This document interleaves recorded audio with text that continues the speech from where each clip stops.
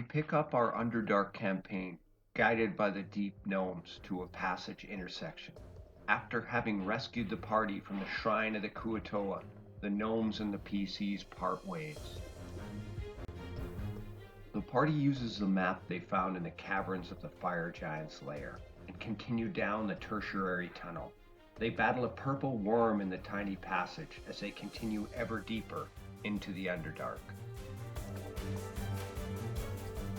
As the PCs move down the passage, it eventually opens up into a massive cavern.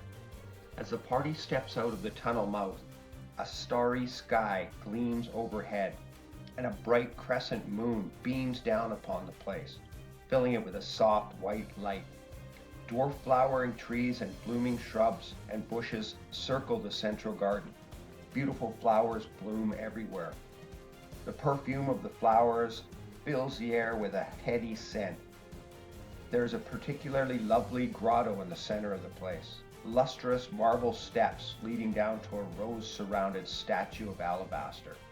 A breathtaking nude sculpture poised gracefully with one hand outstretched as if to pluck a rose.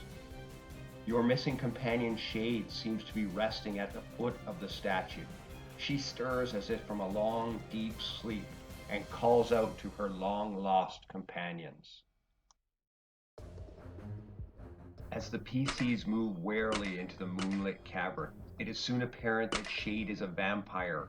Rindy the priestess runs screaming to the attack. The statue becomes a succubus, Selusa, and she gates in two Type 1 demons. Belgos, the succubus's vampire lover, solidifies out of some mist through a seam in the floor. The battle rages and the melee dice roll. The dice rolled well for the party, and as the demons fall and Shade is put down by Rindy, the succubus becomes invisible, and Belgos becomes gaseous and escapes through a small crack in the floor. The moonlit garden illusion fades, and a bare cavern full of bats is left. The party finds a secret staircase that descends into a stone-walled hallway. The PCs pursue Belgos to his coffin room, as the succubus becomes visible, trying to help her lover, but the PCs are too strong. The party opens Belgos' coffin and finishes him off. As the succubus screams his name, she flees the cavern down the secondary passage to the southwest. The party moves out of the cavern sometime later, down the northwest tertiary passage, following the most direct route towards the primary passage and the Drow city. The party has several encounters as they travel down the tertiary tunnel, fighting a group of shambling mounds. During a rest, the PCs are stalked and attacked by several displacer beasts. Eventually, the PCs make it to the intersection and the primary passage. The huge primary passage has a large fire giant forge, apparently making and repairing slave restraints right at the intersection, which has a surprising amount of goblins sitting around.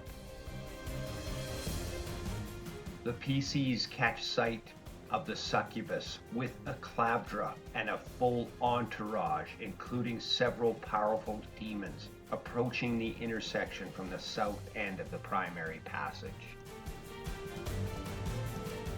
Absolute mayhem ensues, with incredible rolls both for melee and saving throws for the party.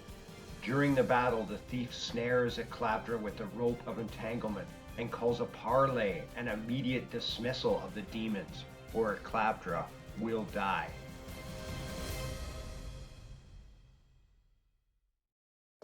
A Clavdra's entourage agrees, and the parties move out of the primary passage into the fire giant's inner forge.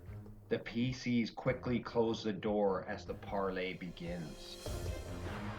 The parley quickly deteriorates in a few segments, and Zack kills a Clavdra by slitting her throat.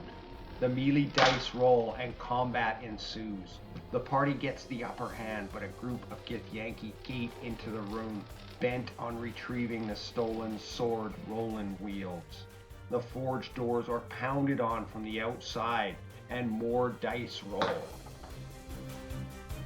As the combat inside the forge room becomes all-consuming, several members of the PCs are knocked unconscious, killed and dragged off. Others are rescued by Lick James's undead bunny again.